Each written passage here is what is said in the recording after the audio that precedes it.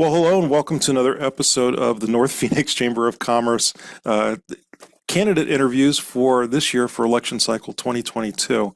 We're preparing for the general election here in November of 2022, and I have the distinct honor of spending a few minutes this afternoon with Matt Gress. Hello, Matt.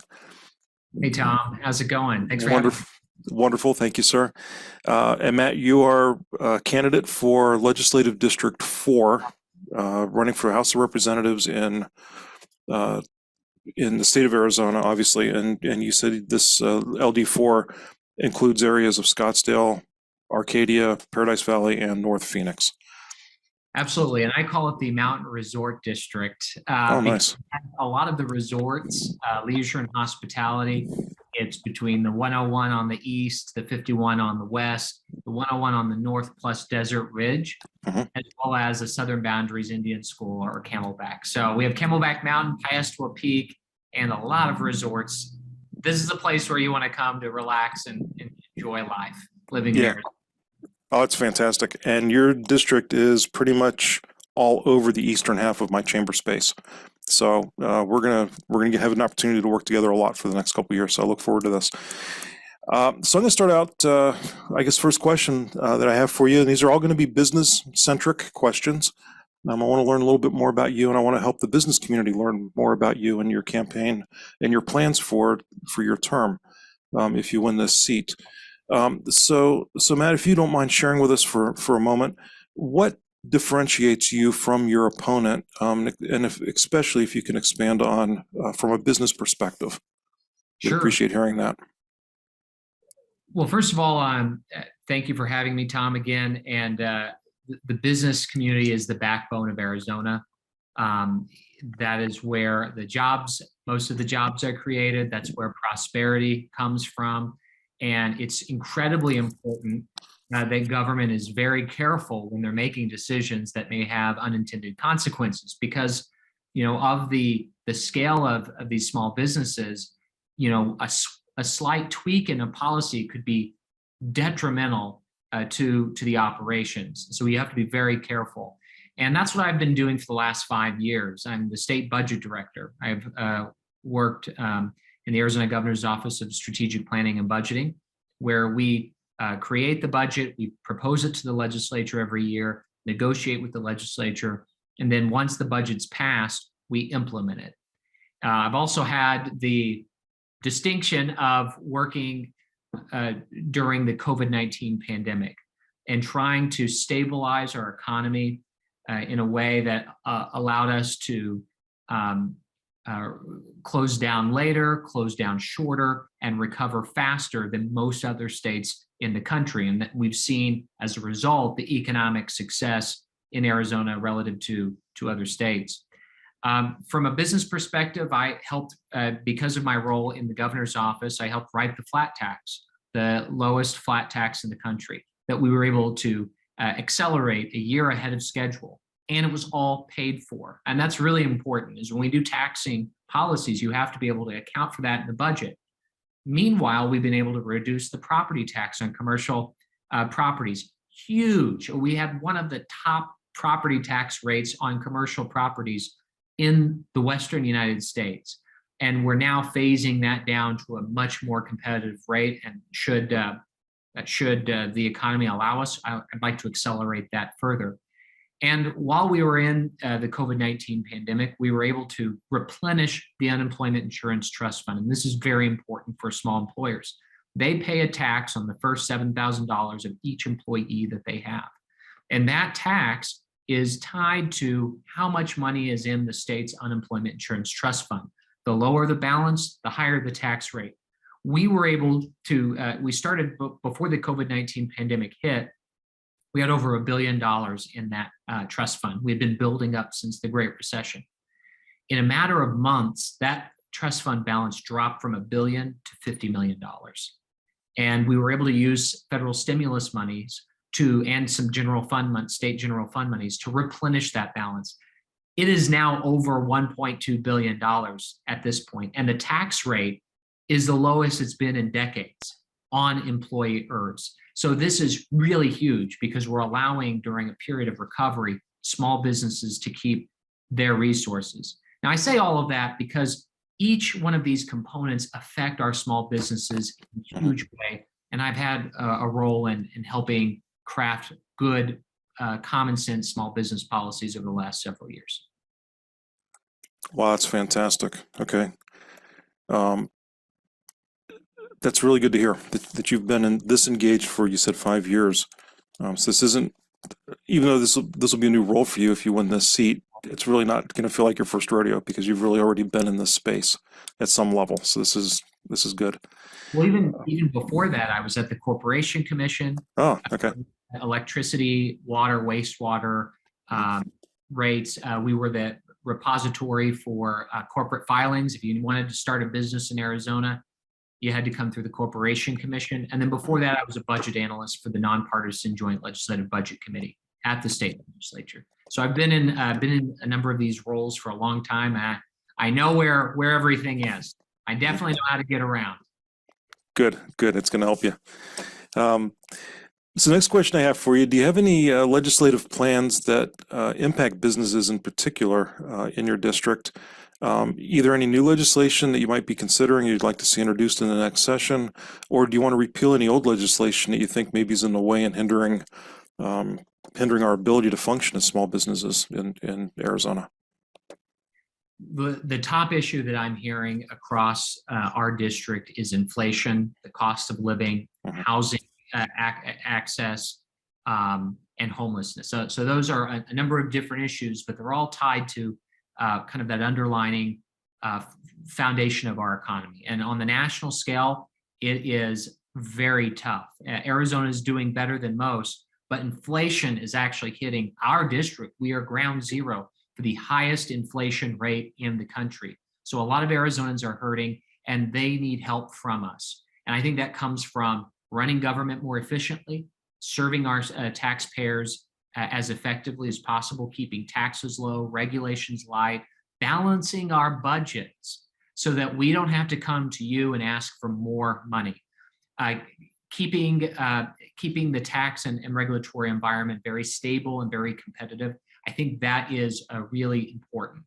And so that's going to be kind of guide my thinking as a legislator, but specifically a couple of policies that are particular importance to our district and to the state as a whole: education, great schools, and higher salaries for teachers. I hear this all the time. We spend billions of dollars on education. Why can't some of that money get into the classroom? Why can't we pay our teachers more? I've introduced a plan with a number of Republicans over the last couple weeks called the Pay Teachers First plan, where we will provide a $10,000 increase to Arizona teachers, immediate and permanent, and the legislature will legally direct those dollars into the classroom and into the pockets of teachers. This is going to be huge, Tom, because it will move our starting teacher salary from 27th in the nation to top 10, maybe even top 5. Pay Teachers First proposal comes through with radical transparency and accountability so that taxpayers and parents know where the money is going and know what kids are learning. And I think those are all top of mind issues. And then I would say the second element, or the third element, is public safety. We have high vacancies among our police officers, 500 vacancies right now. Our coverage in Phoenix is 1.73 patrol officers per 1,000 residents. Now, for perspective, Portland is at 1.29, Seattle 1.1, and we are heading in that direction. I don't believe the state of Arizona and Arizonans want to see Phoenix and the surrounding areas head in the direction of Portland, Seattle, or San Francisco. It's not going to happen on our watch. And in Arizona, in the State House, we're going to ensure that this is a destination for law enforcement. We will defend our police. We won't defund them. That is really good to hear. That's been a theme here within our Chamber of Commerce. We work closely with the 4 police precincts that are within my chamber space. You and I touched on the amount of coverage that our chamber has geographically before we started recording, and we didn't have a chance to talk about the police and the precincts. So that's near and dear to my heart as well. I think I think our law enforcement is just such a critical piece to such a critical part of good economy and safe neighborhoods and all that sort of thing. Attracting the right talent and retaining it in our neighborhoods in order to be part of the workforce. I think you touched on it a little bit. Can you tell me a little bit about your plans maybe for economic growth?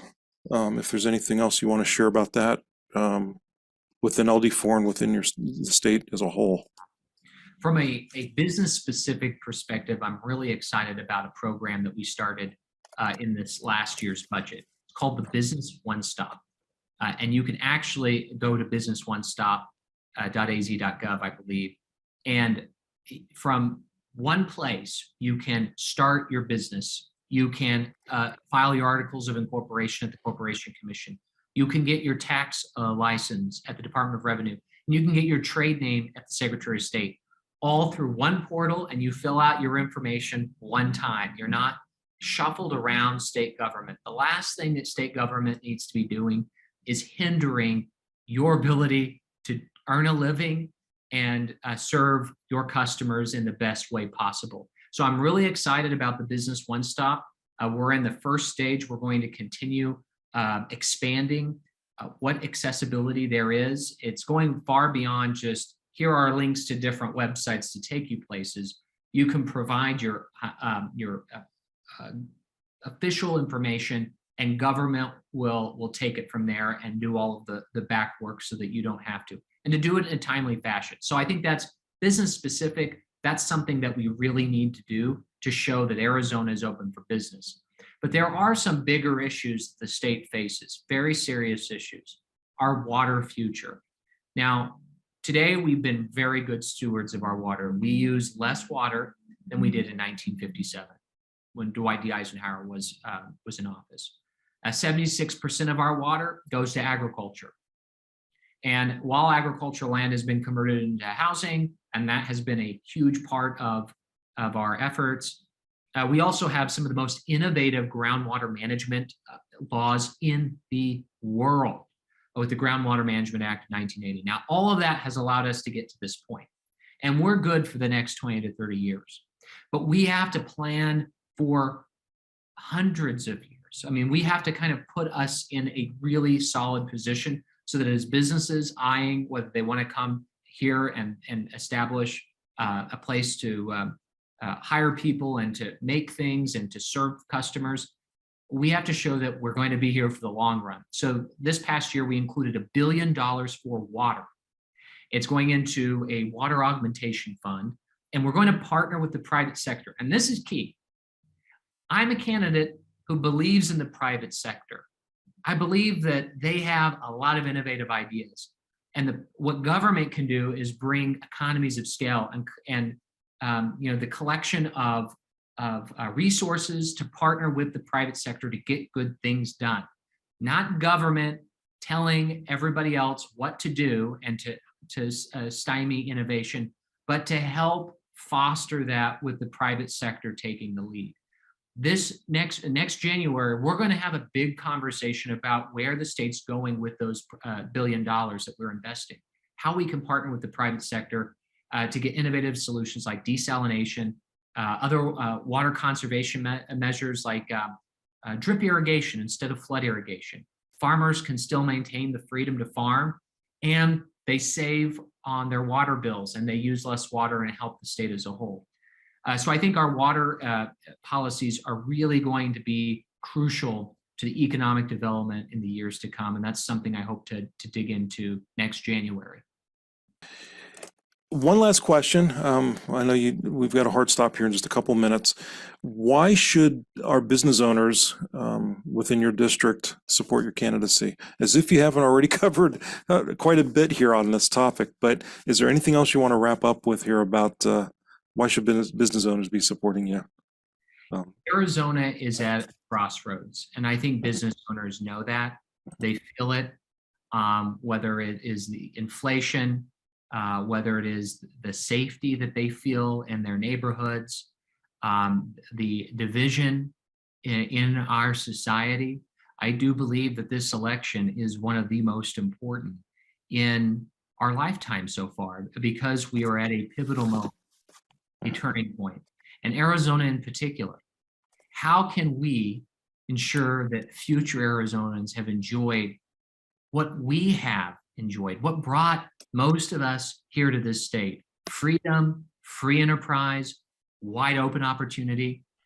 This election is going to chart the course of whether we will protect the Arizona we love. Affordability, school choice, access to quality healthcare services, plentiful water, a clean environment. These are all on the line, and we need serious leaders who are more interested in finding solutions than in arguing or tweeting or creating problems. We need solution-oriented leaders, and I hope to be someone that can really serve the people of Arizona to make us the #1 state to live, work, recreate, retire, get an education, or start a business.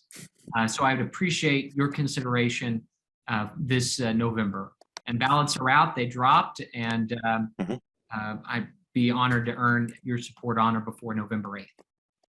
Fantastic. You heard it here first from Matt Gress, candidate for LD4, House of Representatives, State of Arizona.